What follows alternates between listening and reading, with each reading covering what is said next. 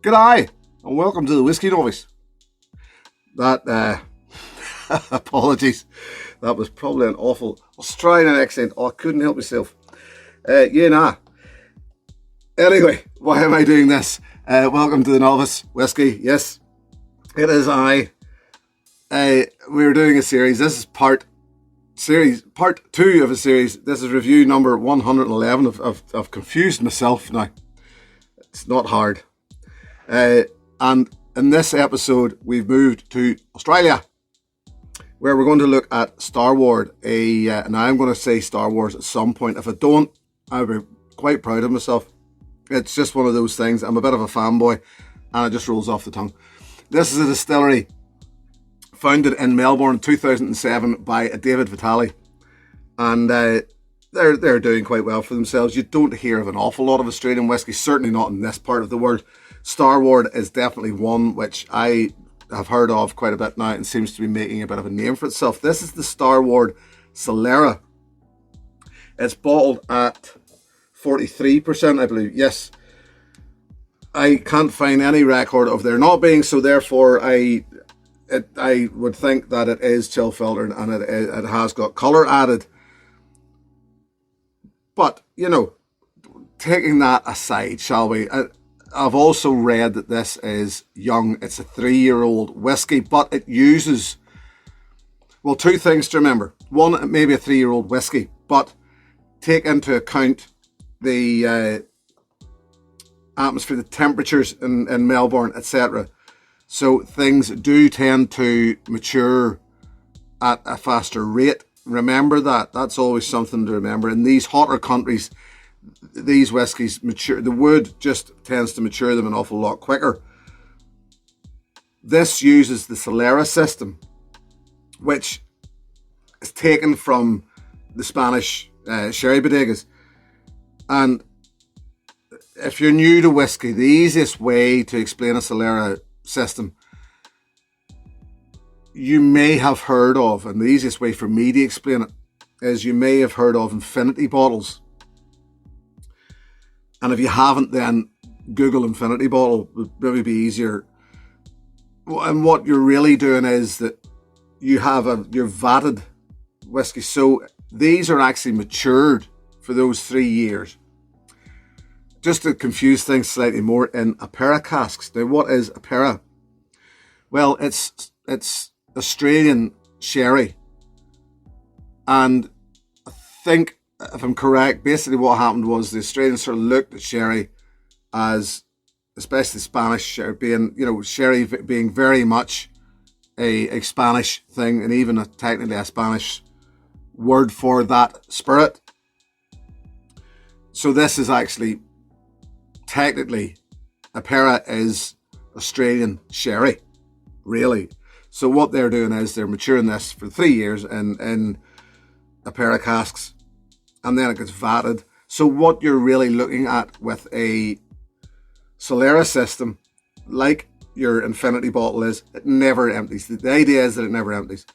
So in this very bottle, there could be a drop of the very first cask put down, because you're always recycling what's in that vat. You're always mixing through the new with the old. I may have tried to explain this in the past. If I have, I think I did actually with the, there was a 15-year-old Solera. It's out of Glenmorangie or Glenfiddich. Not quite, can't remember which one it is, does the Solera. I'll throw a link for it up here. I definitely remember it. I haven't done that in the past.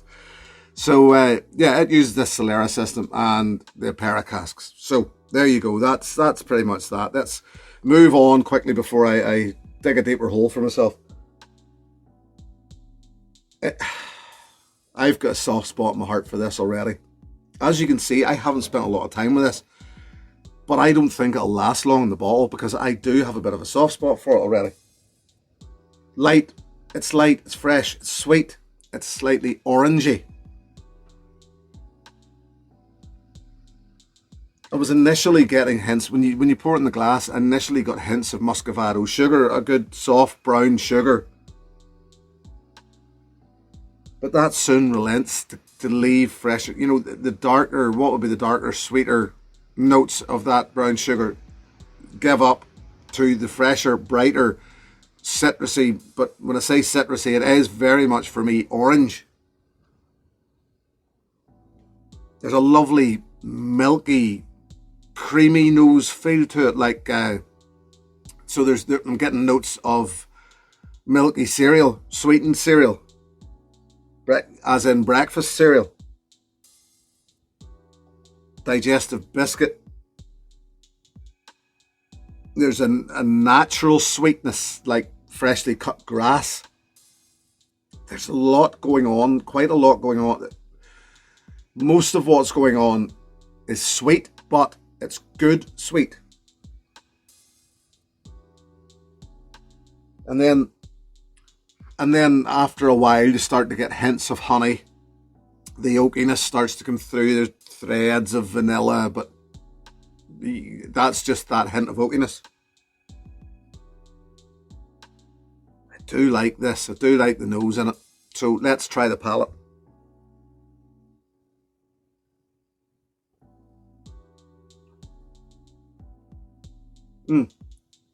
First, it's sort of light, slightly muted, sweet and sour arrival.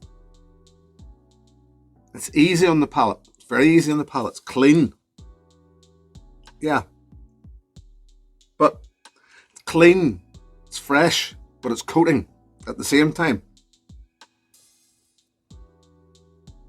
Not oily. Not coating in an oily way. Not waxy.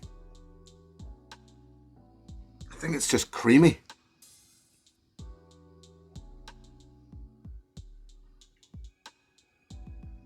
Slight hint of varnish. More orange, more of that sweet breakfast cereal and milk. And then I said about varnish. That actually, I think, is more of a bubble gum. Yeah. Yeah. And fresh peach. A very definitive fresh peach. Finish. Sort of medium length, but yet again, fresh, clean. It leaves enough in the background not to disappoint. Some nice memories of that fruit, that creaminess, that cereal. And then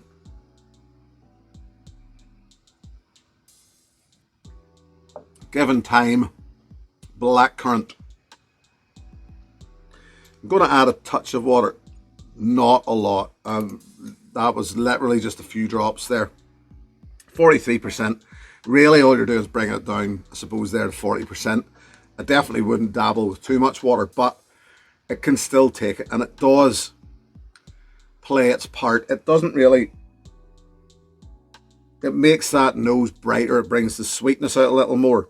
It brings out that bubble gum in the nose. It brings out a sharpness, like the varnish I mentioned earlier. It is there, but it takes the water to sort of bring that about.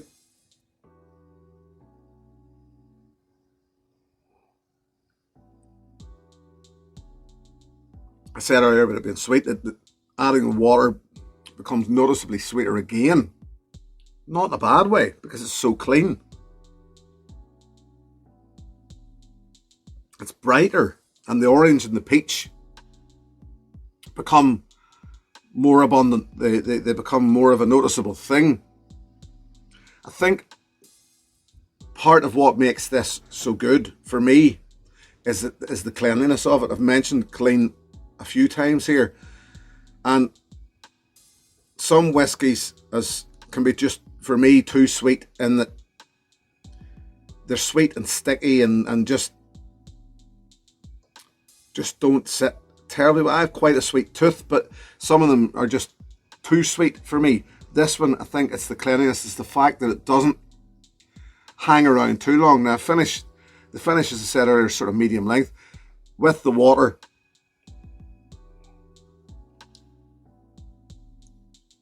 it shortens down a little. It becomes ever so slightly dry. Not too bad, but it's still clean. So Yeah, I like it. It's fresh, and yeah, I would definitely. Now, I would recommend it for its flavour, for its nose and its palate. I like it. Here's what I don't like. It's 43%, right? We can take 43% because it does that, even that 3% above borderline, above baseline, does help here. There's quite a swing in price. I've seen it as low as 45, I've seen it as high as £60, probably higher than that, and I just didn't look too far, which is too expensive. You know, at the end of the day, there's still no age statement on there. It, as far as I know, is chill filtered. As far as I know, has colour added. 45 to £60 and maybe more is a bit too expensive for me, for what it is. It's good. It is good, believe me. And I would recommend trying Starward. It's just too expensive for what it is. There.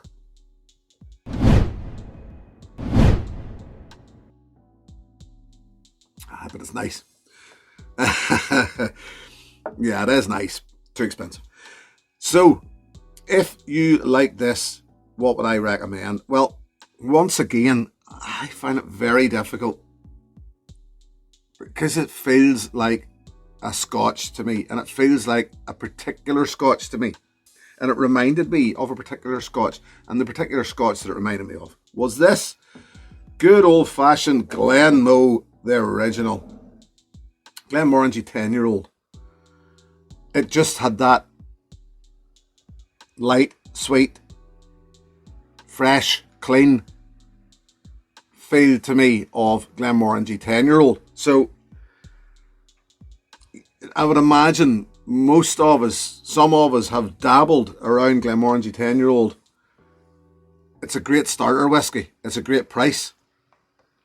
So if perhaps then you're in Australia and this is much cheaper there or more accessible or whatever, and you like this and you want to know what to try based on this, well then I'm going to recommend to you Glenmorangie 10-year-old.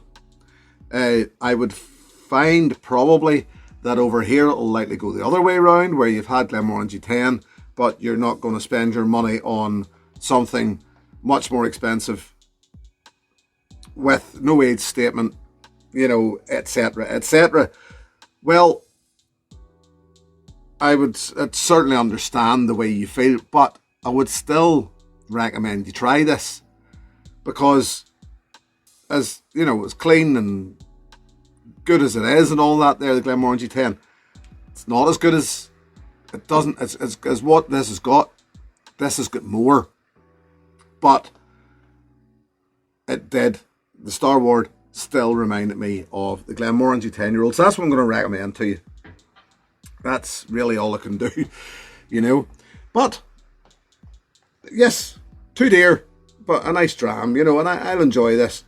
As I said earlier, it probably won't last long because I do enjoy it. It's a nice fresh one. If you want to sit down and enjoy a good whiskey, there's a complexity in here that it's not just drink and forget about. I don't think you will forget about this one just like that. I know this is a little confusing, this review. Do I like it? Do I not? Yes, I do like it. Definitely like it. It's just too expensive. There. Thank you very much for joining me. Great to have you with me as always. Thank you very, very much to my patrons. If you wish to join that group, the details are below. Till the next time, my friends, here's to your good health. Cheers. Hey, thanks for watching my video. Please click and subscribe to be notified of further content.